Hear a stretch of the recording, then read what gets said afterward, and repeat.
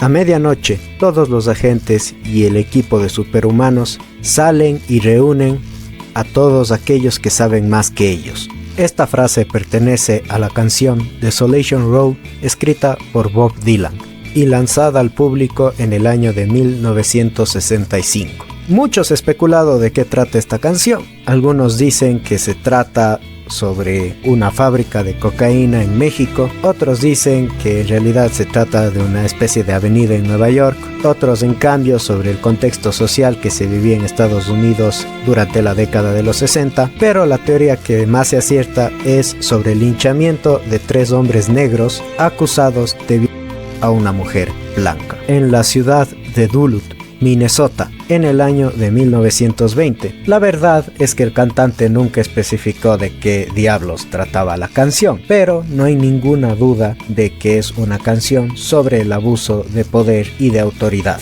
Y además, esta canción y la frase del inicio sirvió como inspiración para la creación de Watchmen. Tanto así que de hecho, la frase "a medianoche todos los agentes" es el título del primer capítulo de esta famosísima novela gráfica. Y es que Watchmen no es solo un cómic de superhéroes. Watchmen es una novela sobre el abuso de poder, los límites morales y que hace un análisis sobre si el fin justifica los medios y hasta dónde uno está dispuesto a llegar en nombre de la justicia. Hay un motivo por el cual Watchmen está considerado en el top 100 de la lista de Times de las mejores novelas jamás escritas en la historia. Y es porque Watchmen no es solamente un cómic de superhéroes. Watchmen es mucho más profundo, va más allá que cualquier otra historia de ciencia ficción jamás escrita.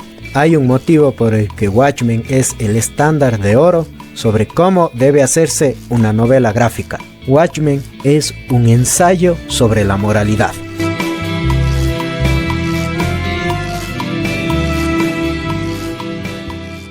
Pero vamos desde el principio. El escritor de Watchmen es Alan Moore, su ilustrador es Dave Gibbons. Ambos nacieron en la década de los 50 y crecieron en plena edad de plata de los cómics, cuando las historias de los cómics iban más de temas de ciencia ficción, seres interdimensionales y espaciales, y donde cada cómic para poder ser publicado tenía que contar sí o sí con el sello del Comics Code Authority. ¿Qué podemos asumir de esto entonces? Pues simple, que Alan Moore y Dave Gibbons crecieron leyendo cómics donde todo era blanco y negro, donde los buenos eran buenos porque sí, los malos eran malos porque sí, y donde el bueno siempre ganaba, en historias completamente infantiles que no tomaban acontecimientos que ocurrían en la vida real, y la vida real puede ser muy pero muy gris. Trasladémonos entonces a la década de 1950 en el mundo, pero sobre todo en los Estados Unidos de América.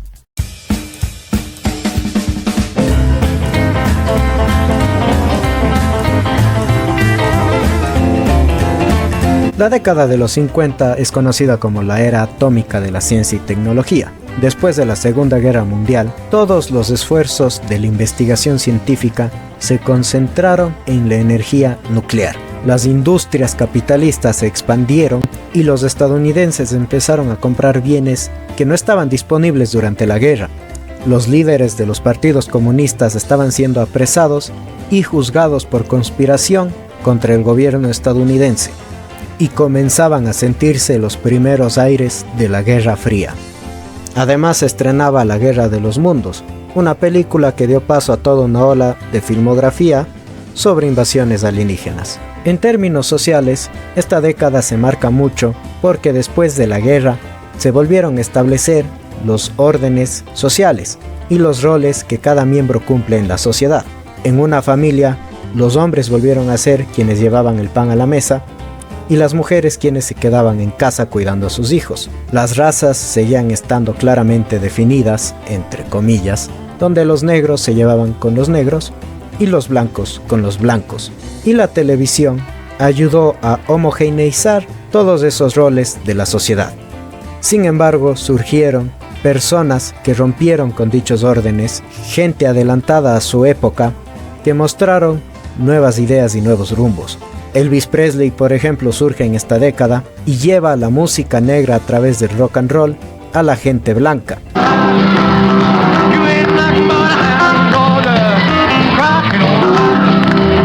y mujeres como Rosa Parks se rebelaron de una u otra forma contra los roles que les había establecido la sociedad. Recuerden que Alan Moore nació en 1953 y Dave Gibbons nació en 1949. Así que su infancia estuvo de una u otra forma marcada por los primeros indicios de rebeldía contra las estructuras de poder, tanto cultural, económico, social y político. Continuamos ahora con los 60, donde Alan Moore y Dave Gibbons vivieron su pubertad y juventud.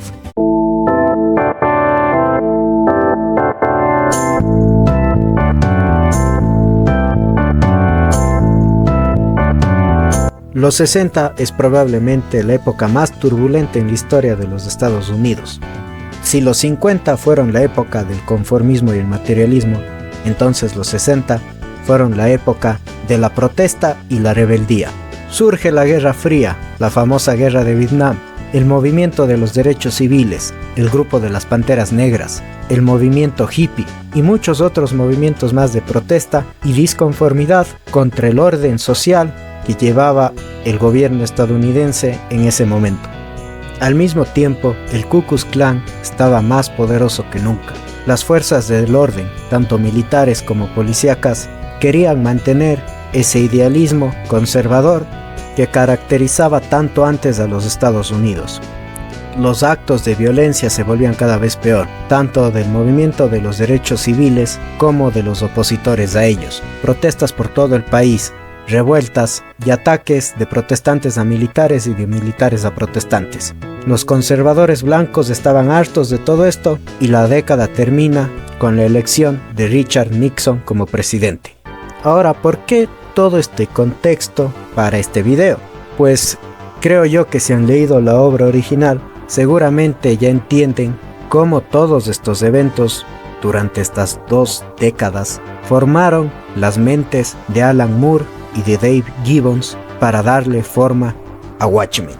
Alan Moore entra a trabajar en los cómics a inicios de la década de 1970, pero su deconstrucción de la figura del superhéroe realmente comienza en 1982 con el resurgimiento del cómic The Miracle Man, donde Moore narraba cómo un individuo con los poderes de un dios interactuaba con la sociedad humana. Pero la obra donde realmente Moore plasmaría toda la rebeldía con la que creció alrededor fue en V de Vendetta.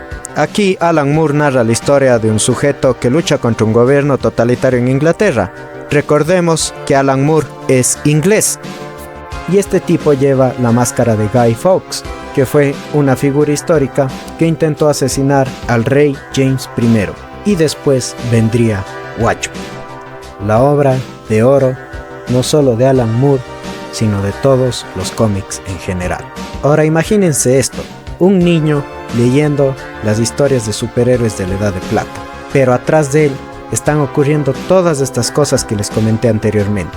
Y pasar de una década de conformismo, donde todo era ley y orden, a otra de desconformismo, donde todo era revolución y disturbios, y ver que eso no se plasma en las historias que vos lees de niño y joven, y ver que los superhéroes se están enfrentando a cosas tan simples como un alienígena, como un ser interdimensional, como el típico villano que quiere acabar el mundo. Y es que simplemente no hay forma de decir que alguien que quiere destruir el mundo es bueno. Y los superhéroes y todas estas historias escritas en los cómics de esa época no toman a consideración el contexto social en el que están siendo escritas. Tanta amargura en el país y ningún cómic se atreve a tocar esos temas. ¿Qué es lo que está ocurriendo? ¿En qué momento los superhéroes se volvieron tan estúpidos como para no notar lo que está pasando? Es así entonces que Alan Moore decide que es hora de escribir una historia de superhéroes real, donde los superhéroes no son estúpidos, donde conocen muy bien la situación política, económica y social de su país, donde los superhéroes no andan preocupados de lo que ocurre en el espacio, de los invasores alienígenas, sino están realmente preocupados y afectados por todo lo que les rodea, por el lugar donde crecieron, por el lugar en donde viven. Y así Alan Moore decide que es hora de darnos una historia de superhéroes real y profunda. Watchmen nos sitúa en una realidad ficticia en el año de 1985, donde Richard Nixon sigue siendo presidente de los Estados Unidos, y todos los superhéroes, a excepción de aquellos que están contratados por el gobierno, están prohibidos. Uno de los superhéroes contratados por el gobierno, el comediante, es encontrado asesinado, lo que comienza una investigación por parte de Rorschach, un vigilante que trabaja fuera de la ley, que empieza a reconectar con todos sus camaradas que fueron superhéroes anteriormente, porque él considera que hay una trama para asesinar a todos los ex superhéroes. A lo largo de la historia, seguimos a todos estos distintos héroes a través de una trama en la que descubrimos que uno de sus compañeros, llamado Ozymandias, planea unificar el mundo a través del sacrificio de millones de personas inocentes y culpar este genocidio a una invasión alienígena. Y sin embargo, cuando los superhéroes descubren cuál es el plan de Ozymandias, ya es demasiado tarde. El plan ya fue llevado a cabo. Y Ozymandias convence a todos sus ex compañeros, excepto a uno, que es Rorschach, de no revelar la verdad ante el mundo. Watchmen no tiene protagonista ni antagonista claros. Todos los personajes son simples seres humanos que han vivido a través de los distintos obstáculos personales y morales que les ha ofrecido la vida. Cada personaje tiene su propio trauma, traumas que involucran desde bullying hasta adulterio, y cada uno de los personajes tiene sus motivaciones personales para convertirse en superhéroes o vigilantes y llevar justicia en donde no hay. Durante toda la historia se trata el tema de la moralidad y de si es justificable asesinar gente para el bien común. A través de tres personajes en concreto, Rorschach, Dr. Manhattan y Ozymandias, se nos ofrece un relato que presenta muchas preguntas sobre quién tiene la razón y sin embargo no ofrece ninguna respuesta. Y allí es donde está el verdadero análisis sobre moralidad en Watchmen, en su falta de un héroe verdadero entre comillas y en su falta de una respuesta correcta e incorrecta. Tenemos primero a Walter Kovacs, o mejor conocido como Rorschach. Walter, cuando era niño, vio cómo su madre trabajaba en la profesión más antigua del mundo, además de sufrir bullying por parte de otros niños que descubrieron a qué se dedicaba su mamá. Él es probablemente uno de los personajes de Watchmen con el sentido más simple de justicia y al mismo tiempo eso lo hace complejo. Rorschach mantiene un estricto sentido de moralidad y divide fácilmente al mundo en buenos y malos. Sin embargo, él mismo tortura y mata a muchas personas por información, y sus métodos contra los criminales son muy cuestionables. Rorschach es de apariencia asquerosa, es sucio, bajo, feo. Rorschach es todo lo contrario a cómo se vería un superhéroe tradicional. Él abraza la crueldad que le rodea todos los días y ha hecho como su objetivo eliminar la maldad del mundo a cualquier costo. Y una vez que sabemos su pasado, es fácil de entender por qué él observa el mundo al borde del abismo. Rorschach ataca a los criminales sin ninguna restricción, no se contiene nunca y castiga a todos sin importar el nivel de la ofensa. Él es el juez, jurado y verdugo de todos aquellos con los que pelea. Y ese es el problema, que Rorschach recurre solamente a su propio juicio para determinar quién es malo y quién es bueno. Rorschach, en su cabeza, lleva la simplicidad del ideal de justicia de los héroes clásicos, pero lo que se propone con este personaje es meter esos ideales tan simples dentro de un personaje que ha visto todo lo peor que puede ofrecer la vida. Y es que pongámonos en los zapatos de los superhéroes. Son sujetos que constantemente están viendo lados de la vida que no todos pueden soportar. A eso deben de tomar decisiones éticas y morales en el día a día y también llevar una identidad secreta. Además, está todo el estrés de lidiar constantemente con el público y con el gobierno, con la gente que está de acuerdo con ellos y con la gente que no está de acuerdo con ellos. Y encima de todo eso tienen que lidiar con todos sus problemas individuales. Considerando todo eso, los superhéroes deben de tomar las decisiones de su día a día con un análisis completamente obsesivo y neurótico para entender que están haciendo lo correcto. Y en el caso de Rorschach podemos ver que en su diario él hace un análisis obsesivo sobre toda la maldad que hay en el mundo para poder justificar sus propias acciones. Y eso lo podemos ver al final del cómic. Cuando Ozymandias revela cuál es su plan, y de hecho ya lo lleva a cabo, Rorschach es el único que se opone a la idea de mantener todo en secreto. ¿Pero por qué? Por un simple ideal de justicia. Eso no es correcto necesariamente. Y es que en el diario de Rorschach podemos entender que él observa el mundo sin futuro, que eventualmente el caos vendrá sí o sí, así que aunque mantengan todo el plan de Ozymandias en secreto, el mundo de todas formas está condenado. Y esa es la idea a la que se pega tanto Rorschach, es su obsesión. Él sigue ese principio de que el mundo está condenado de forma neurótica, así que da lo mismo revelar todo el plan de Ozymandias. Eventualmente el mundo sucumbirá al caos. Y curiosamente, el otro superhéroe que comparte el ideal de Rorschach, de que a la final nada cambia, el destino es el destino y todo es inmutable, es su asesino, el Doctor Manhattan.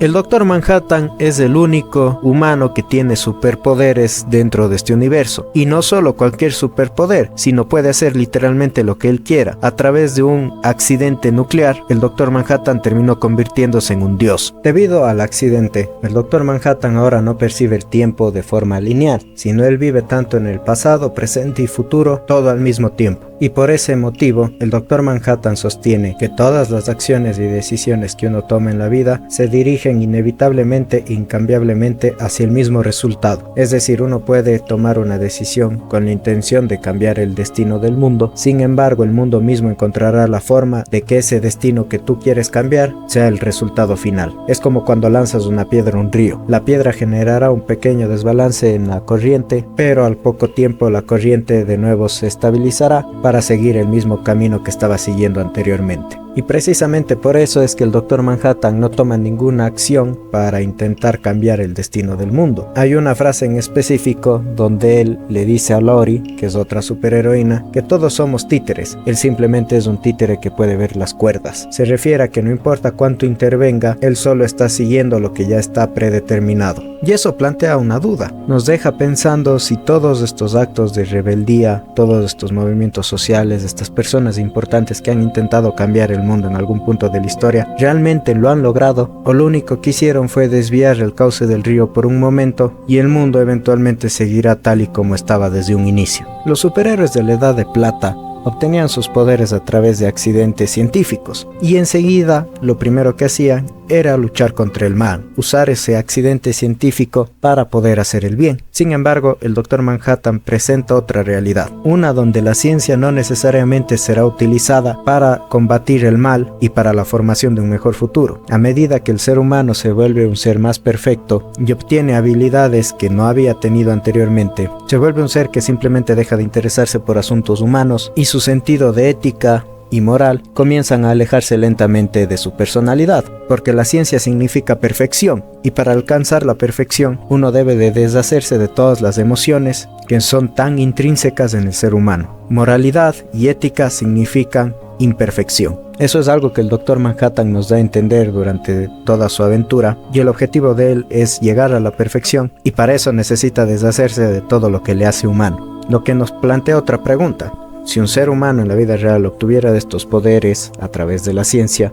¿los usaría realmente para el bien, para el mal, o simplemente viviría en un mundo abstracto, alejado de todos los asuntos humanos, porque se ha convertido en un ser superior que no necesita estar arraigado a las emociones humanas? Aún así, el Doctor Manhattan decide mantener el silencio al final del cómic y ayudar el plan de Ozymandias en base a su idea moral de que la vida humana debe de ser preservada, y que igualmente el tiempo es incambiable. Sin embargo, las leyes que la sociedad impone sirven a corto plazo, pero son inútiles a largo plazo. Y por último tenemos a Adrian Bede, alias Ozymandias. Adrian Bede de cierta forma es el estereotipo de superhéroe, un tipo perfecto, con un traje llamativo, guapo, alto, todo lo contrario a lo que por ejemplo es Rorschach, heredero de una gran fortuna que decidió donar a los 17 años solo para demostrarse a sí mismo que podría crear un imperio empezando sin ningún centavo. Tiene un ego altísimo. Ozymandias de hecho fue el nombre del faraón Ramsés II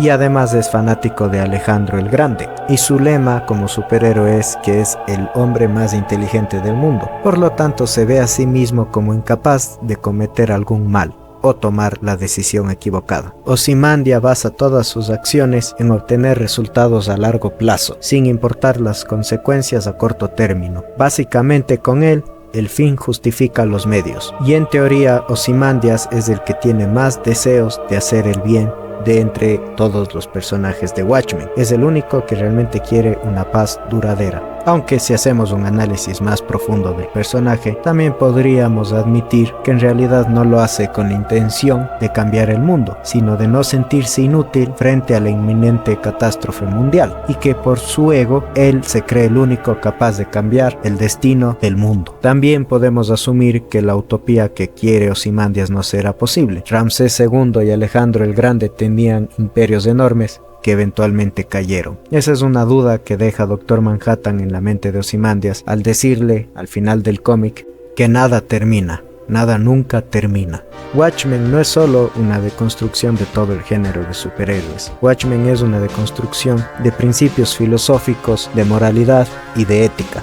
Watchmen es una historia que nos enseña que a la final nada es seguro. No sabemos en realidad lo que va a pasar, pero lo que sí sabemos es que nosotros somos los creadores y dueños de nuestras propias acciones y decisiones, y tenemos la capacidad como seres humanos de escoger nuestras propias ideas y de actuar según las mismas, ya sea para bien o para mal. Si te gustó este video, no te olvides de darme like y de suscribirte para más contenido como este. También sígueme en TikTok, estoy como el Cienfuegos Geek. Te mando un abrazo gigantesco, espero que todo lo que hagas en la vida te salga muy bien, y si estás pasando por un momento duro, recuerda siempre seguir adelante, que eventualmente todo pasa. Muchísimas gracias por ver el video, ya nos vemos de ver.